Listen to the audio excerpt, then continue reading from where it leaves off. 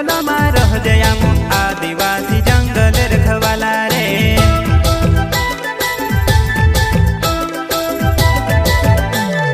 चल जंगल जमीन काज पूजे रे आदिवासी दुनिया ने रखवाला रे।